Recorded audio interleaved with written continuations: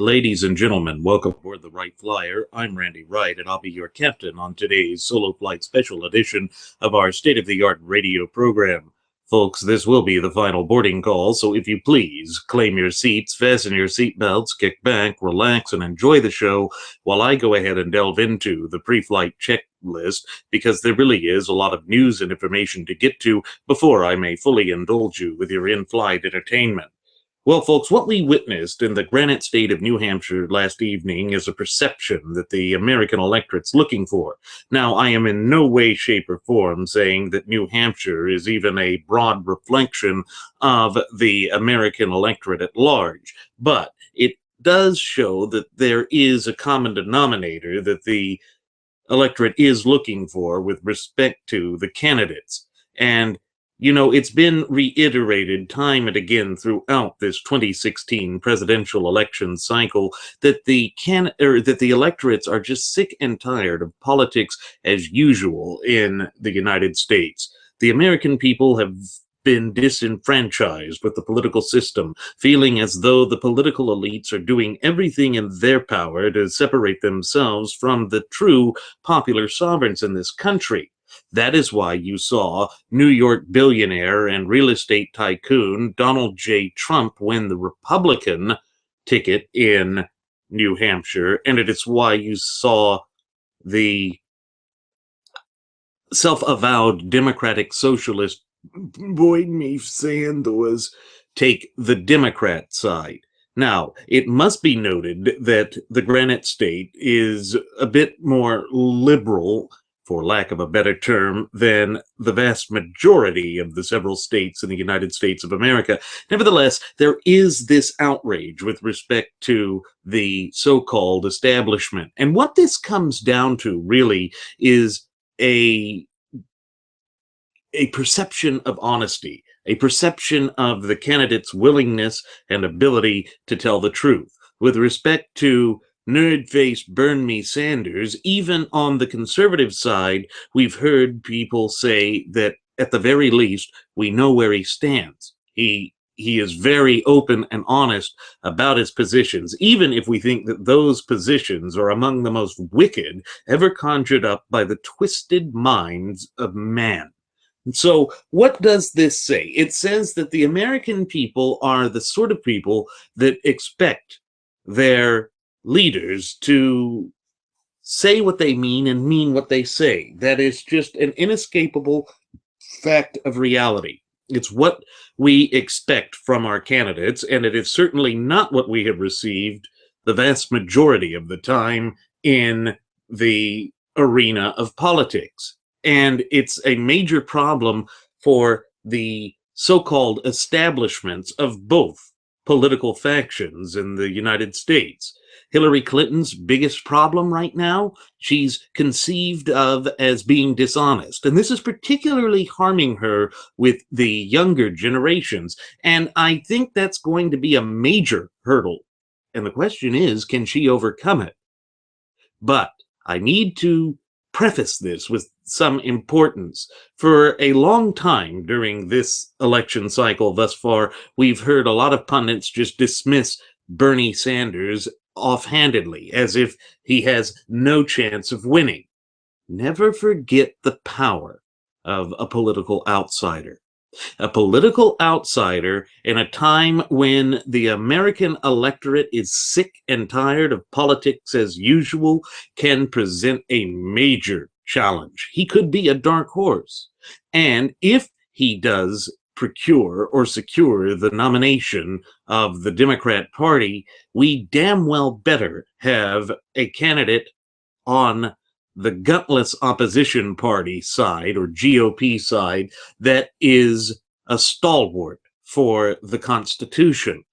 Now, where I can take some relief is in the fact that Ted Cruz performed as strongly as he did in the Granite State. All of the talking heads and media pundits said that he would not fare well in that state, but he managed to secure a third-place victory, or a third-place position, and without spending much capital in the state. Now, I'm sure that many of the naysayers and detractors are going to run up and say, but you chastised Fox News for doing that with Rubio in the Iowa outcome.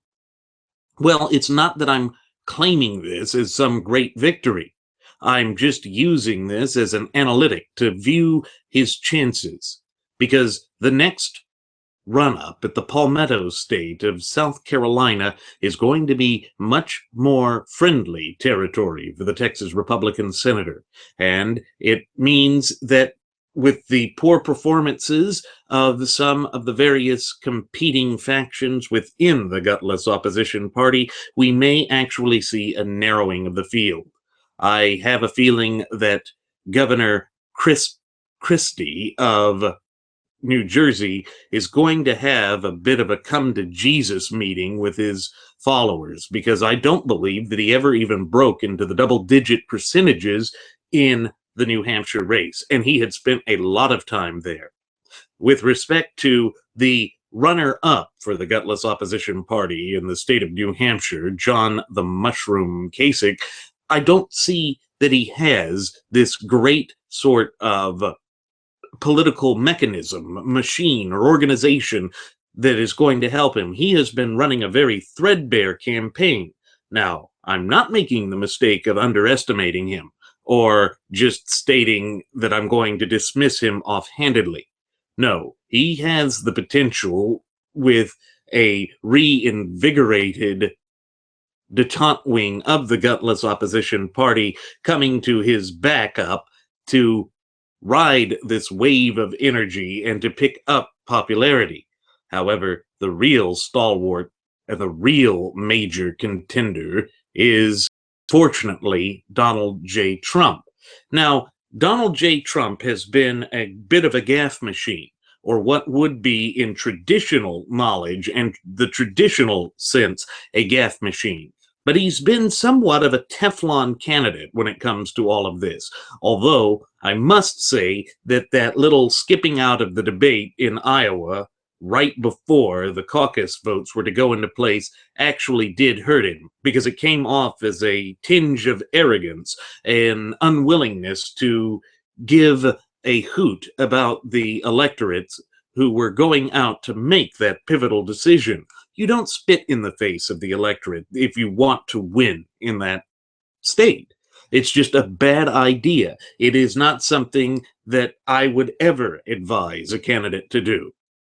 That being said, he did not pull that stunt with New Hampshire, but he did spend a fair amount more in capital than Ted Cruz, but he was still spending less than the other candidates. And this is because of the great media phenomenon that surrounds him.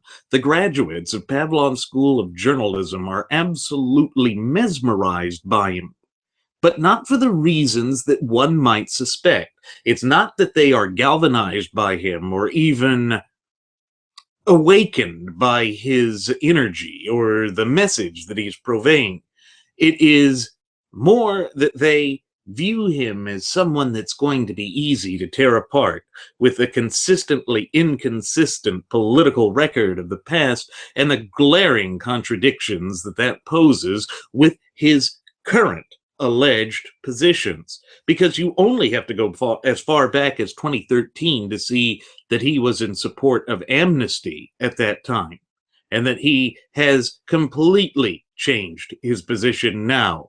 And even during the last debate before the Granite State of New Hampshire went forth to have its first primary votes, he was making some outlandish statement with respect to repeal and replace Obamacare.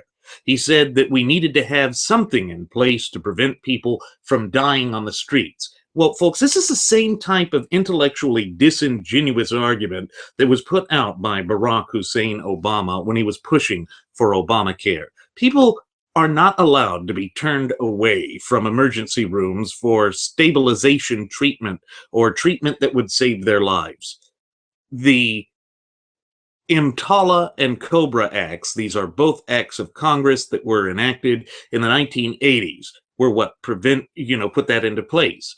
The other aspect of that no one ever seems to talk about when it comes to respect to this discussion regarding so-called health care reform in the United States is that EMTALA, which is, I believe, the Emergency Medical Access and Treatment Act, if I remembering that name correctly. If not, it's very close to that. And COBRA, which was a type of insurance code, it was all designed to keep hospitals from kicking people out when the people didn't have the ability to pay for it. But the negative aspect is that it caused a lot of small, private, charity-type hospitals to close their doors because they didn't have the resources to care for all of these people that didn't have an ability to pay. And so as a direct result of that, we saw a lot of rural communities throughout the United States lose their local hospitals, requiring people to travel much further. And that actually did cause deaths to go up.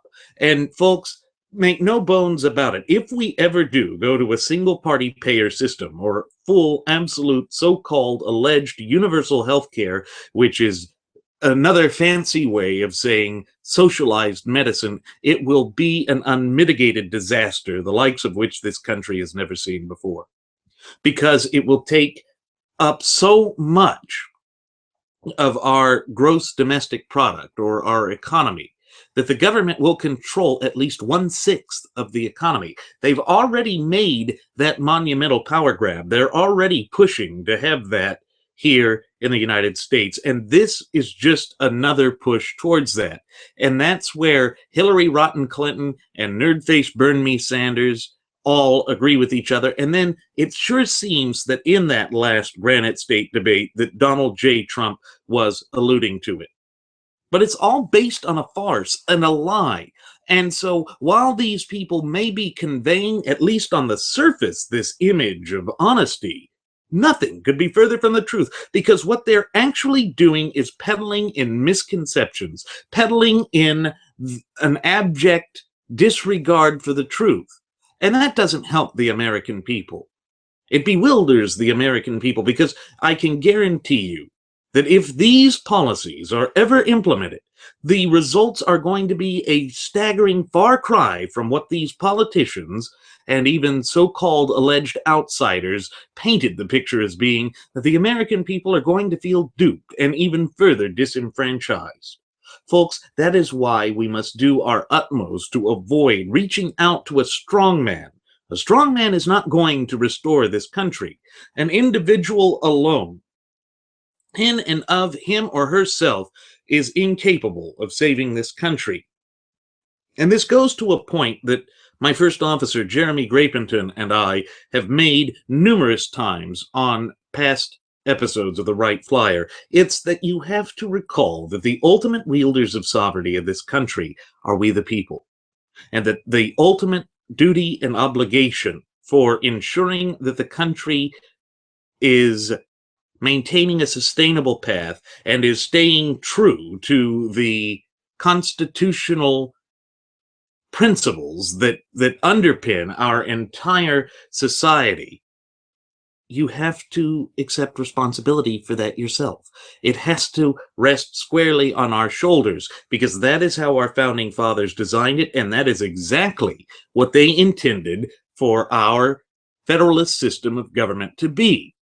That is why we are a representative Republican form of government and not a direct democracy.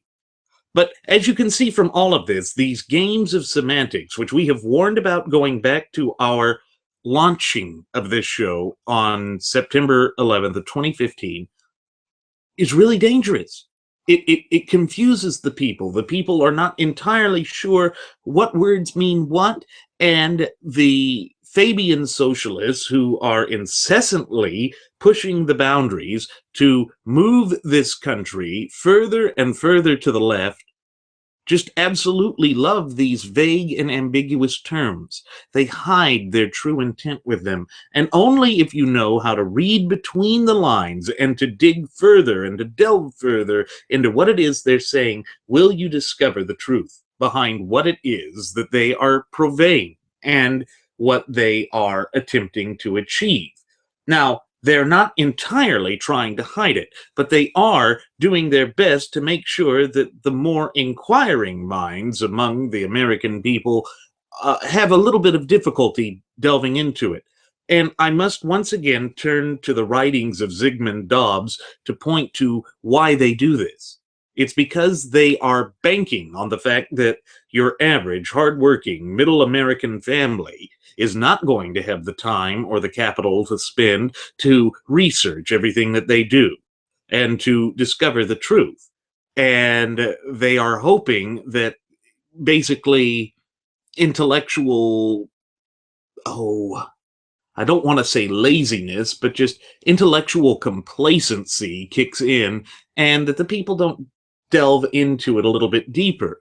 But you notice all of this push for the so-called fairness doctrine on the internet, and this idea trying to make the internet regulated by the federal government that the Fabians are just frothing at the mouth to achieve. You know what that comes down to? It's because they don't like the fact that it is now easier than ever to just take your smartphone, your computer, your laptop, whatever, and to do a little bit of research and find information on the people. They say that this is because the internet is not regulated and that it allows falsehoods and slanders and, any type of defamation to just come to the computer screens or phone screens of the average American without any vetting, and that it allows them to easily be duped. You see, folks, again, this is the Fabian socialists trying to wrap themselves in this shroud of standing up for the little guy, defending the individual from the lies and the onslaught of big internet.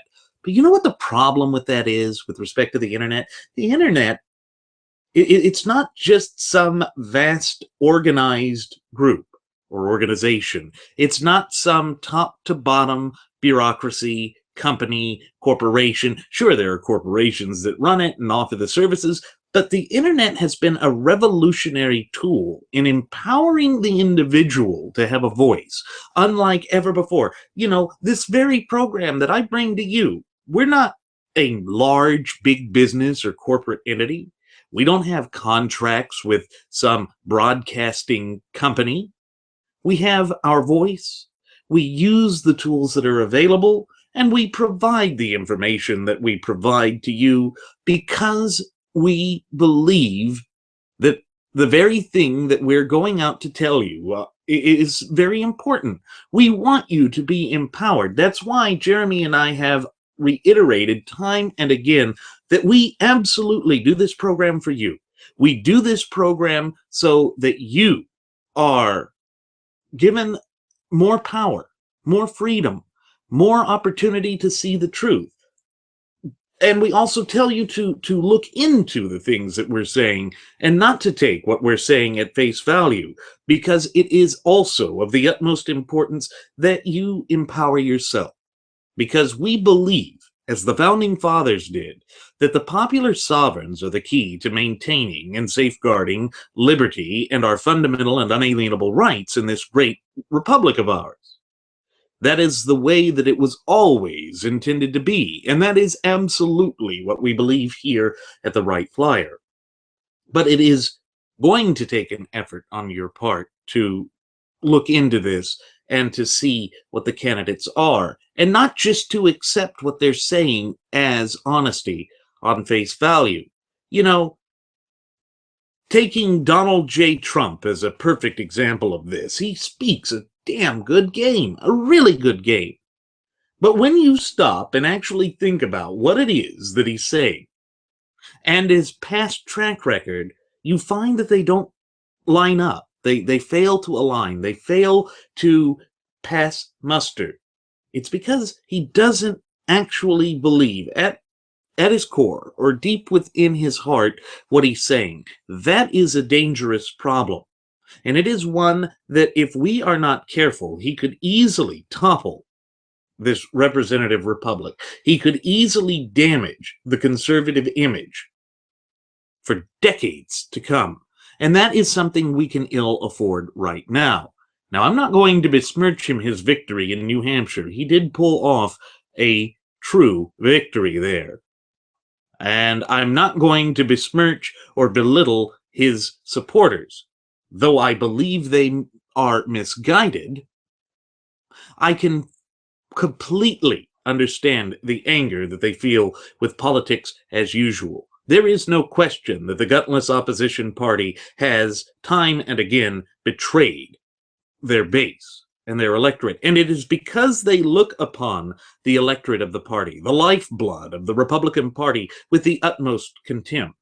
They absolutely buy into the elitist mentality that is just running rampant on the Fabian socialist side of the Democrat Party. And they believe that centralized government really holds the answers to a lot of things. How else could we explain the betrayal of Speaker of the House Benedict Arnold Paul Ryan? You know, the very man who claimed back in 2012 to have a budget that would balance the federal budget, then pushes to give Obama everything once he procured the position of Speaker of the House. Like Benedict Arnold, who betrayed his country, and his close friend and confidant George Washington, Paul Ryan has betrayed his party and indeed his country. But it's not the party, it's the base of the party he has abandoned and betrayed. The leadership of the party still operates in this detente mindset. And as a reminder, folks, I'm using the phrase that was popularized by Richard Nixon during the Cold War. The whole notion of mutually assured destruction rested in the idea of detente. We let the Soviets live and they let us live. We can accept to coexist with our differences. But detente didn't work. It didn't stop the Soviets from pushing for their imperialistic approach to socialism, worldwide domination of socialism. And yes, communism itself would be different than socialism if you go off of the paper definitions and the way that Marx tried to, make it this great utopian type of thing where government would wither on the vine once all society became quote unquote communist. It's just unrealistic. It ignores human nature. It goes against the grain of the natural order of things. But the Soviet Union really was more socialist than it was communist. They claimed to not have any private ownership, but they did. It was just very suppressed and oppressed and not allowed to flourish. Socialism and communism share one common denominator, a shared characteristic that is just equally despicable. And it is the inability to acknowledge individual capability, individual ingenuity, and yes, even greed. They try and paint greed as a negative thing. Greed, if used for negative purposes, can be a very bad thing. But if it's harnessed to create something for the better good, something for the natural order of things, as our founding fathers intended it to be, with a free market system, like what was originally available in the United States, then it accomplishes great things.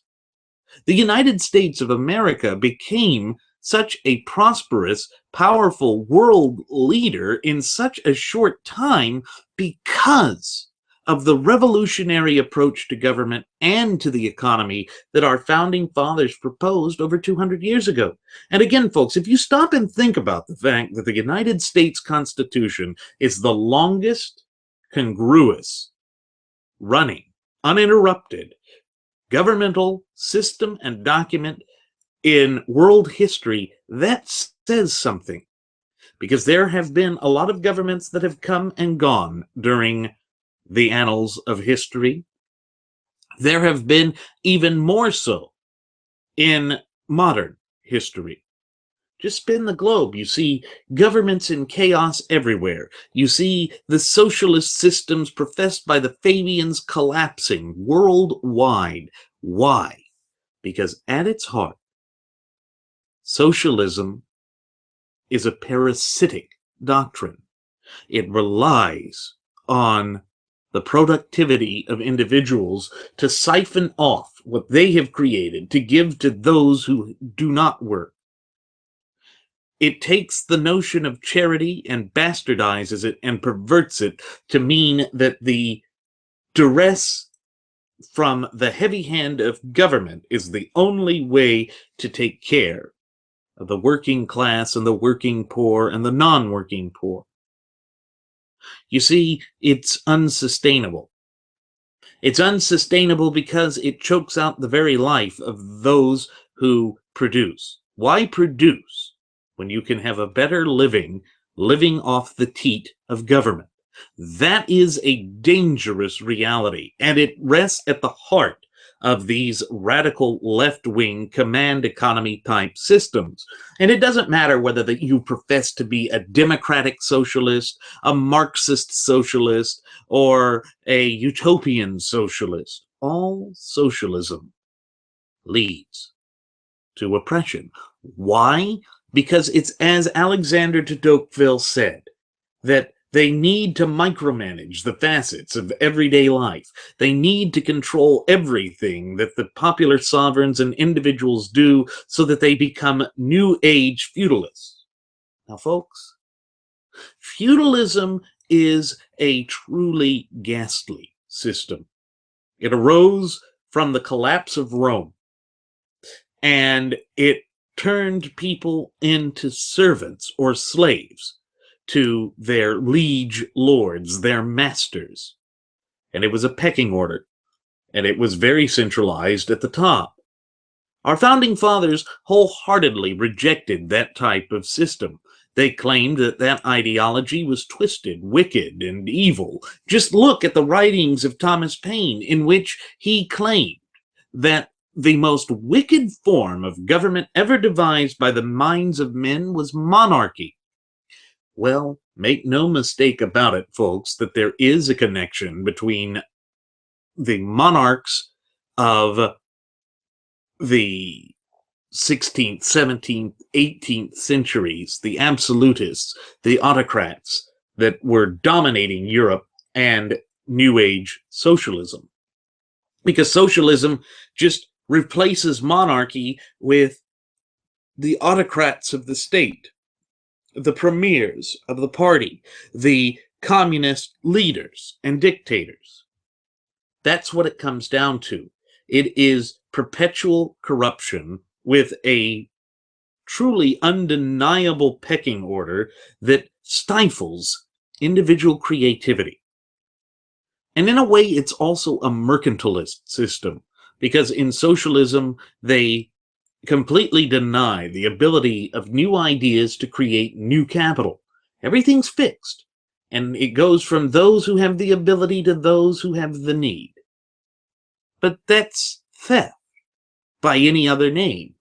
You see, the entire doctrine is built off of theft. And what's so alarming about the Granite State choosing nerd-faced Bernie Sanders for the Democrat Party nomination, it shows that their motto, which is based off of the immortal words of Patrick Henry of give me liberty or give me death, the live free or die state, they don't believe in living free anymore. They think free now just means freebies instead of the liberty of self-accountability, self-determination, self-pride. The pride is gone. It's replaced with bitterness, class envy, anger, hatred, and the divisive politics of the left.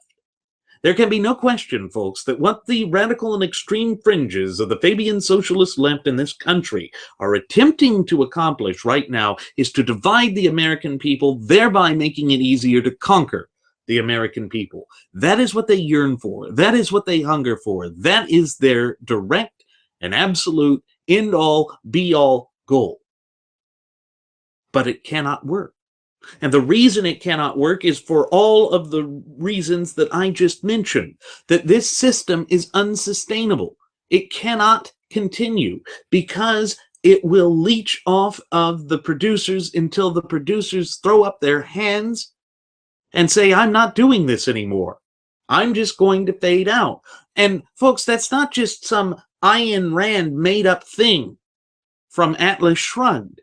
It's the idea that the kids and the younger generations, the up and coming generations, and those generations that have yet to been born, that were raised in socialist dogma and ideology from a very young age through this dark and twisted social engineering, are going to sit there and say, why work when the state will take care of me? It is the problem that every left-wing idealistic state has faced. And it is a problem that they can't overcome. And it's not that the people are, by their nature, lazy. Rather, it is that this ideology creates this intellectual complacency, and that causes societal rot. But they don't want you to see that. They don't want you to know that. They don't want you to think about that, because it goes against their propagandistic message. That is the dark and twisted truth and reality behind the Fabian socialists that are attempting to throw a coup in this representative republic of ours. So, keeping with this theme of honesty, how has it hurt Hillary Clinton? Well, here's an example. The millennials, my generation, have all grown up receiving participation ribbons and trophies. This whole idea that competition means nothing and winning means nothing. It's really a part of that. They have been led to believe that everybody is somebody special, whether they've earned it or not. And they view Hillary's fights as, insignificant, inconsequential, it doesn't relate to them. But they also view her attempts to stay silent about the Emailgate scandal as dishonest. Her very demeanor just seems to speak of dishonesty. And as a perfect example, her alleged or supposed concession speech at the end of last night's primary vote didn't seem like a concession speech at all. It is not what I would consider a concession speech, but it just goes to show that the younger generation doesn't view her as trustworthy. And remember, folks, it was this younger generation that's supposedly helped push Barack Hussein Obama into the White House, both in '08 and 12. So it's kind of humorous to see that a 74-year-old like nerd-faced boy me Santos is resonating with the younger generations, but you have to remember that he's doing these grandiose, impossible promises, free college tuition. Come on, think about that, folks. If you devalue the requirements to obtain a degree, it's going to be devalued, because the whole notion of supply and demand is an integral part of our system. And even in a socialist system, there will always be supply and demand, and the businesses are going to tighten their belts in order to survive. So all of these policies that are being promoted by nerd-faced Burn Me Sanders are going to hurt the up-and-coming generation, but they are so caught up in the type of social engineering that has been used to indoctrinate them from their earliest days in school that they don't see through it. Now, not all millennials are this way. There are a good number of millennials who are throwing their support behind Texas Republican Senator Ted Cruz. I am amongst that rank. And, it's a little weird the way that the division for this generation works. I almost don't really fit into the millennials, because I would be very early in it.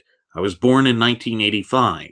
My mother was part of the silent generation, the one that was born right before the baby boomers. And my father was a boomer, or is a boomer.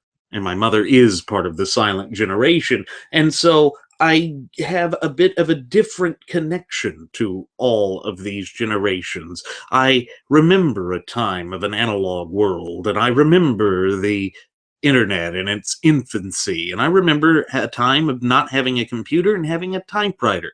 That's not here nor there. It just shows that I have a unique outlook with respect to this young generation that is viewing Bernie Sanders as honest. But Bernie Sanders is not entirely honest. Whenever you swear to tell the truth, the whole truth, and nothing but the truth, so help you God, before you testify in a court at law. What that is to show that you're not just going to manipulate your testimony. Well, Bernie Sanders may be telling his true beliefs, but he's not telling the whole truth. He's not divulging the type of dangerous situation that can result as a consequence of his twisted plans. He's not letting the young generation know that you can have a flood of extremely well-educated people that there's no demand for. You know, a liberal arts degree, if you go back to the original intent behind a liberal arts degree, was to create a well-rounded individual, an individual that had a broad understanding of the way that the world worked. But they weren't necessarily provided with the skills to build a special trade. That's what your apprenticeships and your journeymen were for. And that system worked very well. And in fact, we're seeing that there is a great shortage of that in the United States right now, because we've devalued the special skills and the skilled trades. We've basically embraced this notion that the United States of America is no longer an industrialized power, but is an information-based power. I think that's a mistake. I think we need to be both an industrialized power while embracing information, a modern type of industrial power. But in order to truly achieve that, we're not going to be able to do that by embracing the failed policies of Fabian socialism or democratic socialism or whatever other pretty rainbow-colored package we wish to affix to socialism. Because when you listen to Bernie's approach, it's that the so-called 1%, the rich in this nation, are not paying their fair share. The corporations are not paying their fair share. But the whole truth would say that you're right. They're not paying their quote-unquote fair share because this is the most heavily taxed country in the free world. We tax our corporations more than any other free industrialized nation, more than any other first world nation. And is it any wonder then that these companies are running to find better areas, to find, tax shelters and tax havens? And there's another truth, something that Donald Trump mentioned during the Granite State Primaries and during the debate, and that is that the United States is the only country that taxes the companies while they're here, or taxes a company while they're being overseas, yet bringing their products here. So American companies get taxed when producing, both at the foreign country and over here. But the thing is, the tax in the foreign countries for building is less than it would be here. Now, Donald's failure to mention the whole truth, kind of like how Bernie is failing to mention the whole truth, is that he doesn't mention that some of the policies that he implements or promotes, not so much implements because he can't implement policies, but what he's promoting to be implemented would be like the protective tariffs. He doesn't mention that history has shown that if you do too much of that, there will be retaliatory tariffs. And there is no question that in this modern era of the internet and of fast-paced technology, there is a global market, a market that is more tied into the global approaches than ever before. And, folks, there was a global market in the 20th century, too, at the start of the 20th century. That's why the Great Depression hit not only the United States of America. The Wall Street crash of October of 1929 impacted the entire world. Why? Because the means of production and the ability to have free trade was diametrically, drastically impacted by the market collapse. So when the demand dried up because people didn't have the funds to pour into the markets, you see the entire market system around the world begin to collapse. And Trump is not fully mentioning that if we get into a tariffs war, it will diametrically impact America's ability to trade. And let's face it, folks, with Vladimir Putin and with China being the way they are, and this power vacuum that has been created as a direct result of Barack Hussein Obama and his regime leading from its behind, these nefarious despots, potentates, tyrants, and wannabe dictators are going to step in and fill the power vacuum. Europe will turn to Russia, as they did for energy when the United States cut back on its oil production. And they will turn to the Middle East, and they will turn to these various other sources. You know, looking back at the history of the American Civil War, one of the great miscalculations of the Confederate States, and I'm not speaking to the slavery or the other issues that went to be the causational factors of the war, I'm just pointing to part of the Confederate dogma that was absolutely wrong, was King Cotton. Cotton, they could use cotton by refusing to bring it to the market to bring the Europeans in, to cause them to throw their hat into the fray and to side with him. Well, no. The Europeans did exactly what any nation would do when deprived of one source. They'd find another source. And in this case, Egyptian cotton became readily available, cheaper to acquire, and that really weakened the South.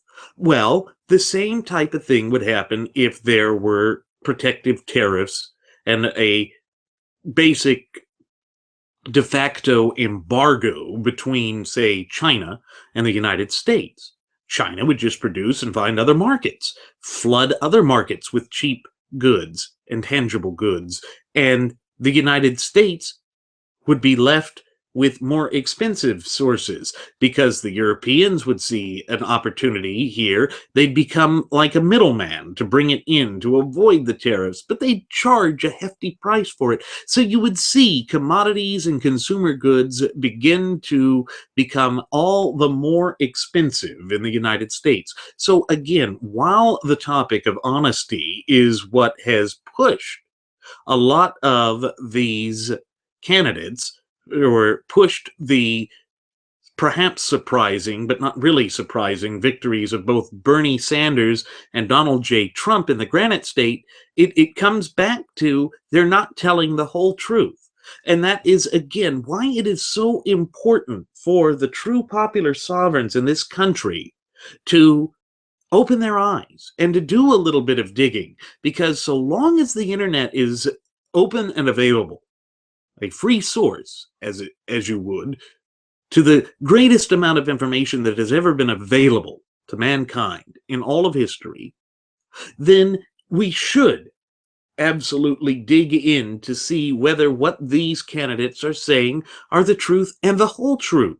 Don't just buy into this false conception and impression of candidates created by the graduates of Pavlov's School of Journalism for the salivating mainstream media, because they're not providing you with the full truth. They are pushing forth an agenda, and the agenda is the only thing they care about. But that is something that we can ill afford to do in the United States of America right now. As for another example of where this, perhaps for lack of a better term, lack of honesty on the part of Hillary, because let's face it, folks, she isn't honest, is coming to hurt her, is this attack on Wall Street. We see the banks come under incessant rapid-fire attack by the Fabian socialists on the radical and extreme fringes of the left. And that's the other thing. The Democrats are much more of a left-wing party now than they have ever been. They're even more left-wing now than they were when Barack Hussein Obama assumed the reins of political power in this country back in January of 2009. So she accepts funding from Wall Street banks, but attacks Wall Street banks. She's made speeches and earned exorbitant amounts of money on speaking fees from these banks, but refuses to release the transcripts. Why? Because it might actually implode her chances with the youth. Not that she even really has much of a chance with the youth. It's this type of dichotomy and duplicitous inner workings that we see placed on full display that are harming her in more radical places like New Hampshire. Now, I think Bernie Sanders is going to have an uphill battle in the Palmetto State, just as I think Donald Trump is going to have an uphill battle in the Palmetto State. But not because of there being a more traditionalist approach in these states. I think the reason that they are going to face these uphill battles is that the media will turn slightly against them, but more so on the Republican side, it's going to be that the Constitution starts to matter more in South Carolina. And his outsider approach, Donald J. Trump's outsider approach, is going to have less significance because it's his past positions that are going to become more and more glaring and apparent as everybody sees him as a fixture towards the top of the campaign and the narrowing of the field. It's going to concentrate firepower on him. And it's already on the internet. His past statements, his past support for abortion, his past support for anti-gun measures, his past support for universal health care. These are facts that cannot be ignored. They are there. And the people are paying more attention now than in most any other time or election cycle in recent memory. And the reason is the people realize just how pivotal this election is going to be. This election is going to be the watershed where we either choose to further embrace the failed policies of Fabian socialism, thereby pushing us over the edge into the abyss of oblivion and destruction, or we will turn around and demand that all levels of government return to strict adherence to the natural law tenets and the fundamental tenets of our shared Constitution. You see, this is a fight for the survival of the popular sovereigns in this great representative republic of ours. We are in the midst of an identity crisis that stretches back for over half a century. The nefarious forces of the left have had a centuries-long plan to destabilize the country, to push the country towards Fabian socialism, irrespective of the harm that it might cause the country at large, and they want to fundamentally transform the United States of America.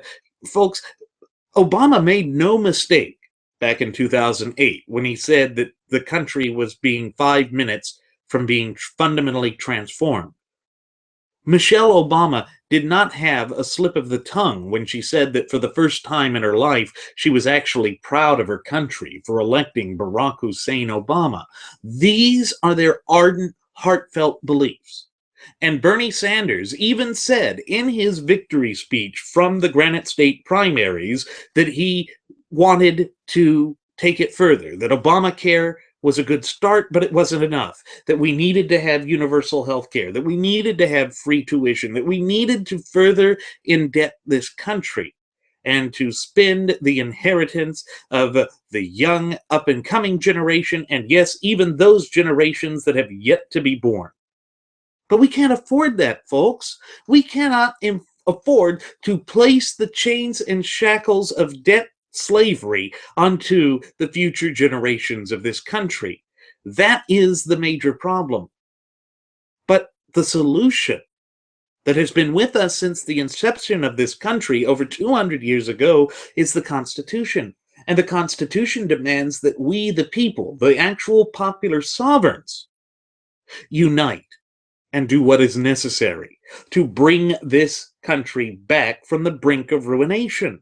The question is, have we become so complacent as a people that we don't know that anymore? Have we bought into the shallow, meaningless, empty platitudes to such a degree that we don't know who we are. I think that's more the case with the younger generation. That's why I think it's important that we not just write the younger generation off, but we try to explain to them why it is so great to be empowered, to be a self determining individual, to see the light of freedom and liberty and the wisdom of our founding fathers, and to say that, look, the revisionist history that has been peddled to you since you were a young child is nothing but a bunch of bunk and malarkey. Look at the greater picture. Look at the bigger picture. Look at what this nation absolutely actually represents, and tell me that we are not a force for good in this world. We need to stand up to those who would portray a negative and nasty image. You know, when Chris Matthews was having another tingle down his leg during the Morning Joe program this morning, he was saying that Ted Cruz is some dark force, some dark, mysterious, nasty force that feeds and preys off of people's negativity. No, no. You see, that is projection on the part of Chris Matthews. He fails to see that the negativity absolutely rests at the feet of his idol, Barack Hussein Obama.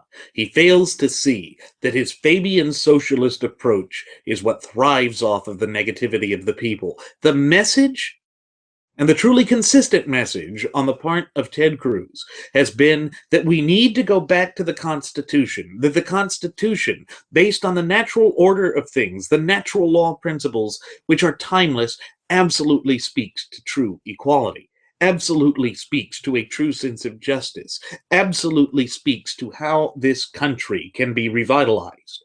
And you see, folks, that is the inescapable truth.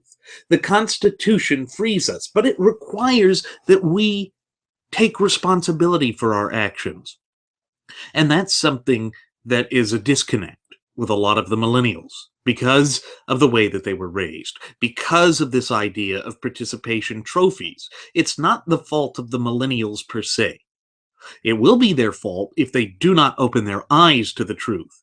But instead of rejecting them offhandedly, because they are now one of the largest voting blocs, we need to reach out to them and say, hey, look, guys, your opinions matter. And they'll matter even more if you embrace self-accountability, self-empowerment. You want to have meaning, you want to have purpose, because you put value on that above all else, then you need to turn to the candidate who absolutely is saying that your voice matters and that this country belongs to you because you are popular sovereigns. Don't let the negativity distract you. Don't let yourself be easily manipulated because you're upset. There are a lot of reasons to be upset in this modern society. The American dream has been absconded with by the political elites that thumb their noses at us. I'm not going to deny that. But don't think that it's just the wealthy. The wealthy haven't really done that. They have done whatever is necessary to make it to where they can continue to earn. You want to know why you're not able to just jump up and join the elites as easily as the baby boomer generation did? It's because of overzealous regulation. It is because the governments at all levels, whether it be the municipal level, the county level, the state level, or most apparent, the federal level, there have been overzealous regulations that have been throttling the lifeblood out of small business and out of the entrepreneurial spirit of the American people. That is what is diametrically opposed to the very foundational image that our founding fathers conjured up and made into reality, going back to the inception of this country. You know, it goes back to this notion that was put forth by famous author and attorney Napoleon Hill, who was inspired by Andrew Carnegie to go out and write a formula as to how you achieve success. The name of this book was To Think and Grow Rich. Whatever you can imagine, you can achieve, but you have to devote yourself to it. That is why the founding fathers said that we, the people, are the popular sovereigns. We can imagine a greater, more egalitarian country than what we have now.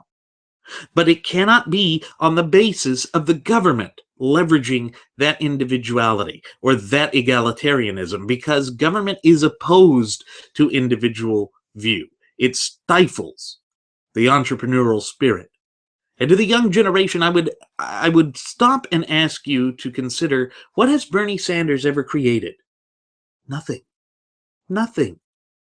He has been in the halls of government for 30 plus years, working on stifling the American dream, pushing for these Fabian socialist ideals that cannot work. Whereas our Constitution has worked. It is the longest contiguous constitutional document in all of world history. Again, you're not going to hear this from the graduates of Pavlov's School of Journalism for the salivating mainstream media. You're not going to hear this from the various nefarious political actors that thumb their noses at you. You're not going to hear this from any left-wing candidate, and you're damn sure not going to hear it from the detente wing of the gutless opposition party. But you're hearing it from Ted Cruz. That is why Ted Cruz is resonating with young voters. There needs to be a hope, but not just some shallow, meaningless, and empty platitude of hope as was peddled by Barack Hussein Obama. You know where true hope is found, ladies and gentlemen? True hope is found within the hearts of the popular sovereigns. True hope is found within the four corners of our shared Constitution. The Constitution is a shield that safeguards us from tyranny, despotism, oppression, and overzealous centralized government. But it is also a sword. It is a sword that can be wielded by the popular sovereigns to stand up to a rogue and tyrannical government, to put down their foot and to say the most powerful two-lettered word in the entire English lexicon that is almost universally understood around the world. No, no. No, we will not tolerate these nefarious attempts to strip and deprive us of our fundamental and unalienable rights. No, we will not be turned into chattel slaves by the chains of bondage to governmental serfdom. No, we will not become New Age serfs to serve a tyrannical and despotic Fabian socialist government. No, we will not give up our individuality just to become a cog in a socialist machine. And no, we will not let the cancerous doctrine of political correctness silence our voices once and for all. You see, folks, individual liberty, individual responsibility, and self-accountability, these pillars will drive this country back to absolute prosperity. But it is going to take an effort on the part of the popular sovereigns to accomplish this. It is absolutely going to take our unfettered, undivided attention. Because if we continue to fall prey to the divisive tactics of divide and conquer, then the Fabian socialists will win each and every time. And they don't plan to win in the marketplace of ideas because their positions, their machinations are intellectually bankrupt. Progressivism is a lie. It was a lie when it was first established by Theodore Roosevelt at the start of the 20th century, and it is a lie at the start of the 21st century, and it is only holding us back. You want to know why jobs are difficult to obtain and achieve right now? You want to know why your wages are stagnant? You want to know why the economy is in such shambles right now? It is because we have divorced ourselves from the natural law tenets of our shared Constitution. Our Constitution is the key to unlocking the chains and shackles of governmental bondage and tyranny. But the bread and circuses that are being thrust out by the Bernie Sanders, and to a lesser extent by the Donald J. Trumps, it's obfuscation. It's spin doctoring of the worst sort. It's all there to distract you from the real plight and danger that lurks just around the corner. Folks, this is our time to unite and to say that the great image and great vision of America, that American dream that has been promised, it is not dead. The promise is still there. The Constitution is not antiquated because the natural law tenets that underpin that sacred document are absolutely timeless, meaning it's just as applicable today as it was 200 years ago, and as God willing, it will be 200 years from now. This is the rally cry that we, as sovereign, red-blooded American citizens, must wholeheartedly embrace to ensure that this free nation is not swept from the face of the earth, that our great representative Republican form of government does not cease to exist because some wannabe tin pot dictator has come out and said that he could give you the world and the entire universe. You know, folks, if something sounds too good to be true, odds are that's exactly the case. Utopia. Go back to what Sir Thomas More actually meant by that. Its root is in ancient Greek. It means no place. It means a place that cannot be achieved in this physical plane in which we dwell. It's the whole notion that perfection, absolute true perfection, cannot be achieved by mankind. That was the lesson that he was teaching. But that's not what Bernie Sanders is saying. Utopian socialism through the guise of Fabianism is a dangerous ideology, and it is festering like a cancer in this great country of ours, and I fear what they could achieve if the people are duped. So please, do not allow yourself to be led astray by these nefarious forces. Folks, you want to hear an inescapable truth? Here is the inescapable truth. That when these promises by these Fabian socialists are made, it's all done with the small print being hidden from your eyes. The small print, of course, is that you will have to give up the liberty and freedom of you and your children and their children and so on and so forth until posterity. Again, folks, this comes down to the reason why our first Air Marshal, Nelson Ward, said that socialism is diametrically opposed to the natural law tenets of our Constitution, and indeed the Constitution itself. And again, it bears repeating that Article 6, Clause 2 of the United States Constitution states in no uncertain terms that the Constitution itself is the supreme law of the land. This is the reality that we must all accept, because it is that inescapable reality. But you know, it's like this article that's blaring up on the headlines of Drudge, which I must admit I have not been looking at as of late due to his tendency to kind of support one particular candidate above all others. But it says that Hillary's out of touch with a modern campaign system. At least that is the way that the up-and-coming generations are looking at her. And that makes sense. It's because she is still doubling down on these twisted machinations of a past without social media that has been very unkind to her. Social media is truly a double-edged sword. Social media allows we here at the Wright Flyer to connect to you.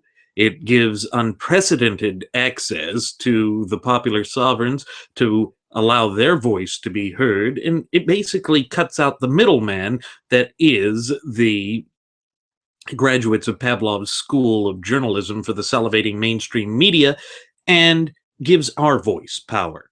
But at the same time, it allows nefarious elements to band together under the cancerous doctrine of political correctness in an attempt to stifle free expression and free speech.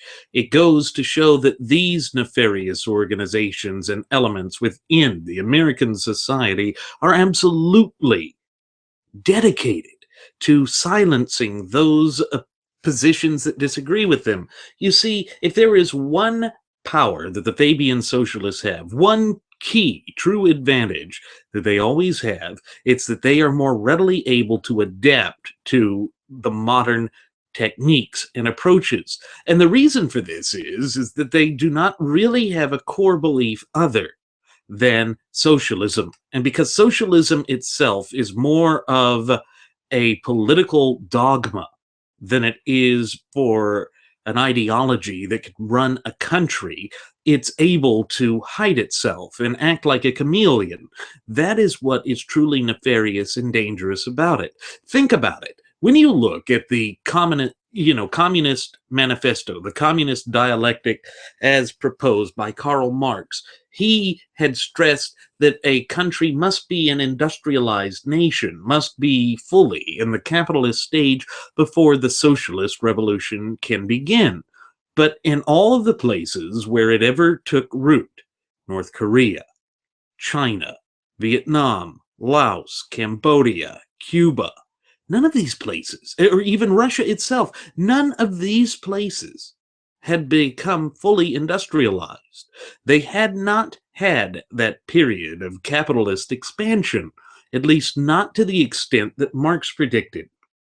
But the nefarious advocates of socialism and communism were able to adapt the dialectic to fit their need, to somehow turbocharge the race towards revolutionary Marxism and socialism. Now, the Fabians are a bit different. As I've said before, the iconography of the Fabian Society in Great Britain was that of a wolf in sheep's clothing. The very name of the organization is based off of the Roman general Fabius, who defeated the Carthaginian mastermind of Hannibal by using incremental steps to draw him further and further into enemy and hostile territory, thereby stretching his supply lines, making them vulnerable to enemy attack, and they exploited it.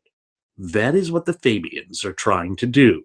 They shroud themselves in the false epithet of being for our Western systems. They'll pay lip service to the Constitution, but deep down they are diametrically opposed to it.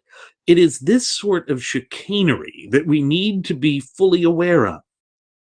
It's this type of chicanery that was used by Abraham Lincoln to push for greater central control of the federal government. And I know that's not a popular position to discuss, because we've already bought into the revisionist history that says that all of the South was basically bought and paid for on the backs of the institution of slavery. But folks, that's just an inroad. It's using a blemish on the history of America to attack America. It's why Hillary says that during that supposed concession speech that she went undercover to fight against rampant, institutionalized racism in the South. Folks, this is all subterfuge and cover to push the mandates of the Fabian socialists, but they're no more than a mangy mutt of society.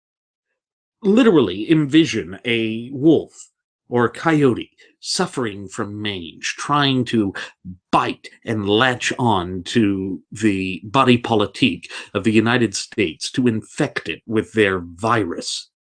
That is what socialism is, by its very nature. That is what Zygmunt Dobbs warned us about a half-century ago. And somehow, the proponents of the salivating mainstream media, the graduates of Pavlov's School of Journalism for the salivating mainstream media, have successfully pulled the wool over the eyes of the American people. But that is changing, folks. This is a dawning of a new era in which the prosperity of the United States can be traced back to its constitutional origin, to the natural law, doctrines, and edicts that underpin our entire representative Republican form of government. So when you look at this big picture as a big picture, taking into account these various forces that are vying for absolute control in this country, you begin to recognize what it is that they are working towards. And by having a fluent and working knowledge and understanding of our shared Constitution, and thereby your fundamental and unalienable rights, or inalienable rights, because unalienable and inalienable are basically the same thing. It's just a term of art, if you will. Then you are able to see the truth. And when you can see the truth, it empowers you to make the necessary and proper decisions that will best impact the country.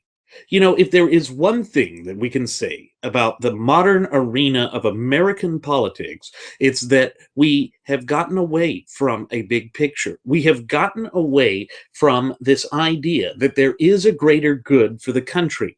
And again, I'm going to lay this squarely at the feet of the nefarious Fabian socialists that have infiltrated our information media outlets and our institutions of education, whether it be primary, secondary, or higher education. They are selectively teaching. They are embracing indoctrinization because they want to indoctrinate the up and coming generations and those generations that are yet to be born. That way, you know, when you've been raised and reared on the lies of socialism, it becomes much easier to make the country malleable, to go against the true definition of what the country is and the values that the country holds. That is the dark, twisted, powerful reality that we are facing. And that is also why we cannot simply expect there to be instant gratification when it comes to revitalizing this country. Because these opponents, these enemies of liberty, these dark, nefarious forces of tyranny, oppression, political correctness have been chipping at the block and foundation of this country for well over a century.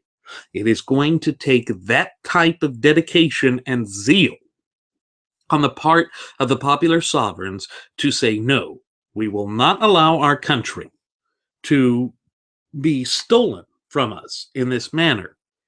Now, folks, this is not a negative message. I'm sure that the graduates of Pavlov's School of Journalism for the salivating mainstream media would attempt to paint the words that I'm saying in a way that's out of context, to try and make it appear as though I'm fear-mongering and peddling a bunch of negativity and nonsense.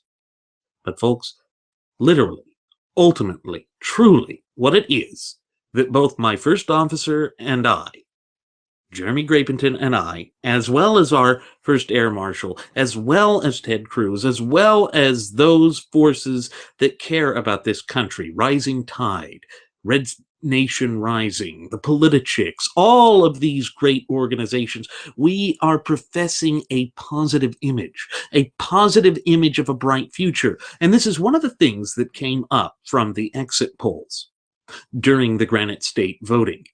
Even though I'm not pleased exactly with the results as to whom they thought was best qualified to be this party's nominee for President of the United States, it showed that the Republicans are feeling energized right now and having a positive image of the future of this country. Yes, there is a very positive future in this country. Our best days are yet to come. But in order to achieve all that we are setting out to achieve, we must be hard-hearted, not lacking in compassion, but we have to implement tough love, to let those elements of society that are down and out know, we'll give you a hand up, but not a hand out. We want you to be empowered to act for yourself. That is not greed. That is not selfishness. That is truly inspirational. That is what the natural order expects. We want this country and our society and our people to be stable. We want there to be a solid bedrock upon which we build upon the greatness of this country. Folks, America never stopped being great. Never.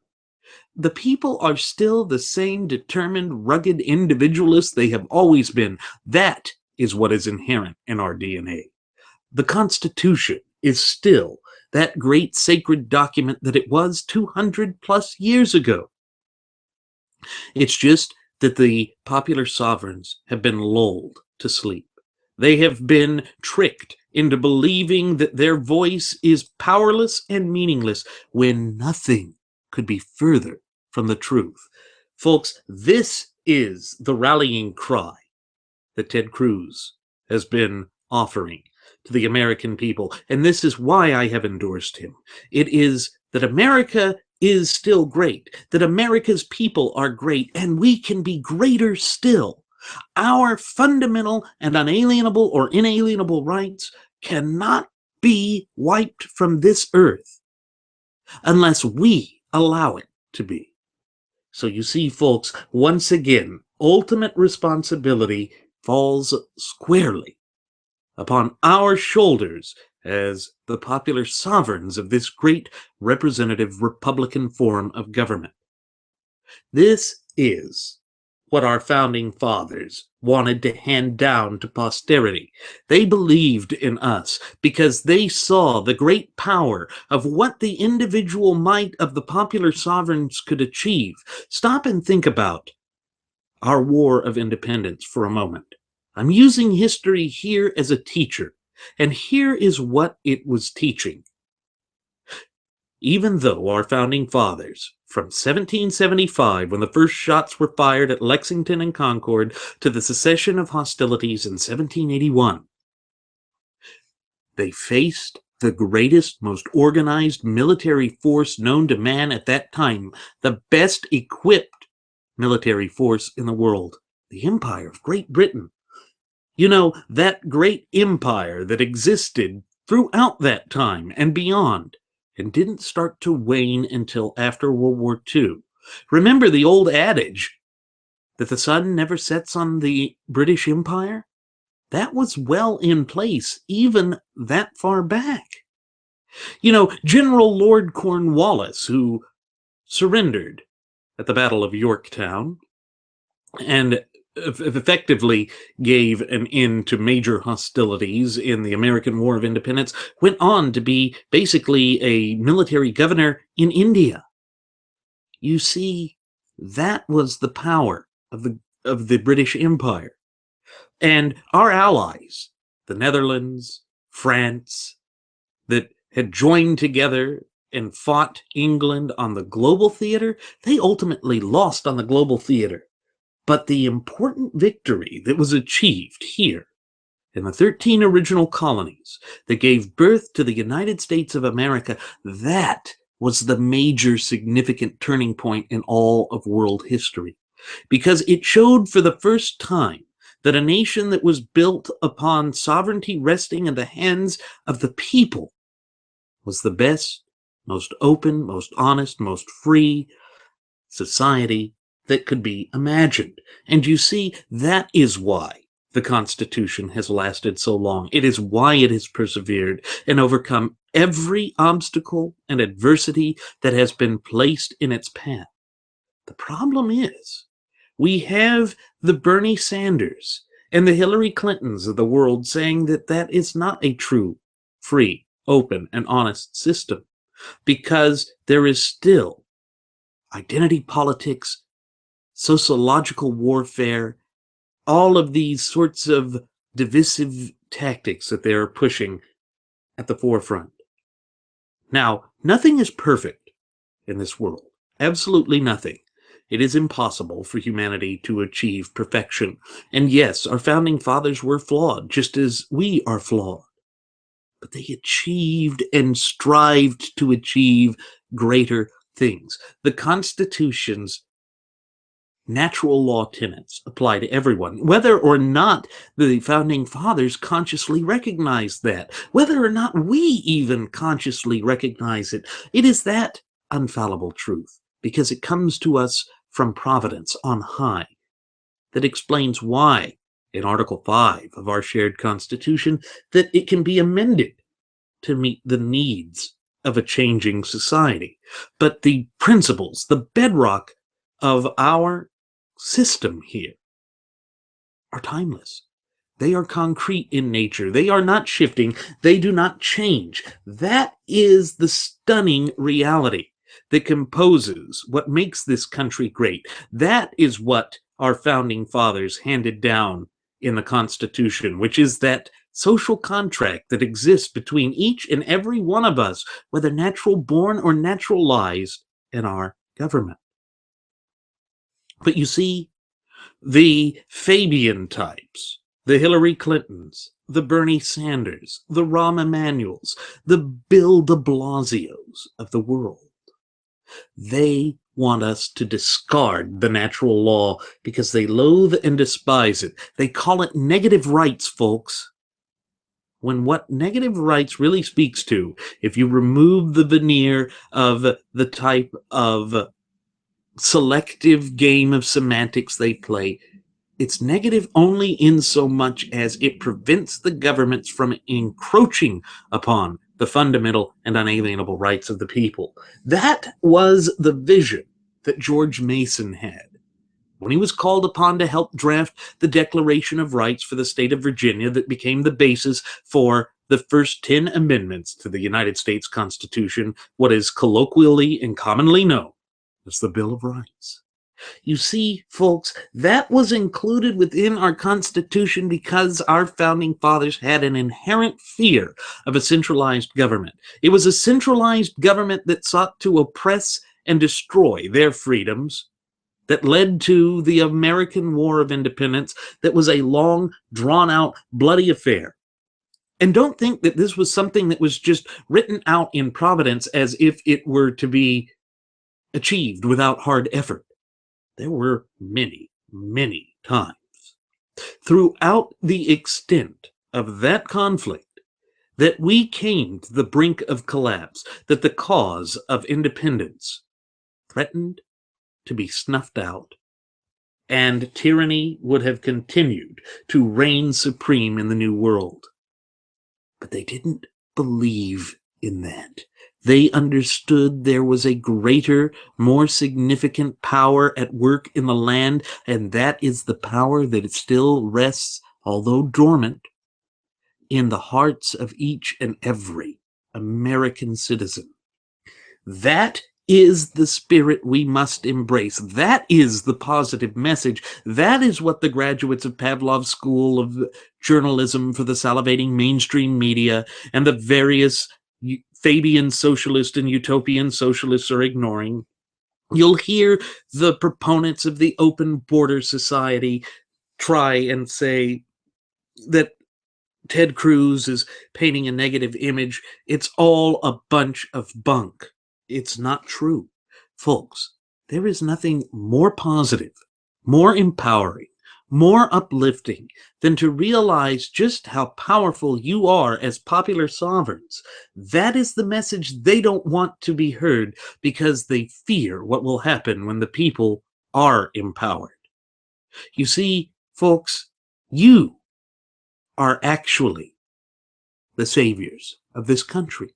Each and every one of you in your individual capacity as a popular sovereign, as a citizen of this great representative republic of ours. You are the ones that hold the key to bringing back American prosperity, the likes of which the world has not seen. We can be even greater than we are now. That is a positive message. And it's not going to be the way that John Kasich says that it is, by saying that we cannot enforce the laws because it would break up illegal alien families, that we cannot stand up for our own citizens, that we have to put other citizens and those who refuse to follow the well-established immigration laws of this country first. No. We must put the popular sovereigns first. That is the way that our country is devised. And it is not impossible to enforce the law. We've done it in the past, and we can do it again. And we can secure our border. This is to protect the people that are coming here too. You know, without having any way of knowing whether they suffer from infectious diseases, not knowing whether they have ties to these nebulous, amorphous terrorist organizations like the Islamic State. We are putting even those who are trying to come into this country outside the scope and application of the proper law at risk as well. You see, true compassion dictates that we enforce our laws, that we remain a nation of laws, not of men, because when we make it about just strict certain segments of the population and selectively enforce the law, such as what we see in these so-called sanctuary cities, that is when we deny the true spirit, character, heritage, and above all, identity of this country. But we are at such a point now, folks, that we cannot ignore it, that we cannot turn our backs on the truth and the reality that faces us. If you want to be compassionate, embrace the natural law tenets of this country. If you want to be the people that our founding fathers always intended for us to be, embrace the Constitution. Foster that fluent and working knowledge and understanding of our shared Constitution, and thereby your fundamental and unalienable rights. Embrace your identity as an American citizen without shame, without fear, without looking negatively upon it. That's not a bad thing, nor is it a truly radical position to accept. That is what the naysayers, the bomb throwers on the left would have you believe. That is what the detente wing of the gutless opposition party would have you believe. They don't want you to be empowered. They want you to be complacent. They want to replace you. Why? Because you are what make this country great. You are what build the representative republic that we have. You are the future of this country. You see, that is the positive message that a candidate like Ted Cruz conveys, projects, and adheres to, because he understands at the root and heart of our nation, which is defined by the Constitution, we are a caring people. We are a caring society. And to be truly free and to truly care about people, you must believe that people are capable of achieving of their own fruition. Not have a system that is rigged. You know, Bernie Sanders comes out and says that the financial system is rigged, and in a way he's right. But the way that it is rigged is through these unconstitutional measures like Dodd-Frank, these unconstitutional measures where the government completely controls the way that our commerce works in this country through overzealous regulations. Our founding fathers never intended the federal government to wield the sort of power that it wields today. This is not a negative view, but that is what the adherents of the Fabian Socialist doctrine and the proud graduates of Pavlov's School of Journalism for the salivating mainstream media want you to believe. They want you to believe that because then they can control and manipulate the message. They want you to be demoralized because they want you to give up. But what is that true common characteristic, that undeniable character trait of the American people that has allowed us to overcome every adversity, every obstacle thrown in our path? It is that we never give up, that our spirit is indomitable, that we believe wholeheartedly in the message and the natural law tenets that our founding fathers handed down to us through a direct lineage. Our birthright, found in the Constitution of the United States of America, is the greatest birthright of any people on the face of the planet. That is the positive truth. That is the positive message that we can rally behind. And if we do rally behind that, then there can be no question that we will save this country. That is our duty, our obligation, our responsibility. Because when we embrace those duties, obligations, and responsibilities, that is when we are blessed with our fundamental and unalienable rights that were endowed to us by our Creator. You see, folks, Therein lies the strength and the power of the popular sovereign here in the United States of America. There lies your ability to take this country back. That is the message that each and every one of us has to innately understand, that it is a part of us, that it is written on our hearts by Providence itself. That is so uplifting. That is so empowering. That is the unquestionable truth. But folks, we have to believe in it. We have to believe that it is possible to achieve that it really is achievable, because then and only then can we do what is necessary to correct the course of this country. Don't fall into the subterfuge and the lies that say that one man can be a Messiah for this country. There is only one Messiah, folks. There is only one. And that is not what any of these candidates are. Don't buy into any message that they would somehow miraculously be a Messiah that could pull this country by themselves up from the muck and moreau of the negative tenets of Fabianism and all of these attempts to replace the American people with third world outsiders that have no allegiance to our Constitution. No. It rests squarely with we the people. It is our duty, our obligation, and it is within our power to save this country. But we must be alert to that fact. And I think the American people are awakening to this fact, and I will never lose faith in the American people, because I have seen us accomplish so much in our short yet illustrious history. We are an unstoppable force. It's time that we embrace that and realize that once again, because in so doing, then we secure the great and bright future for this country.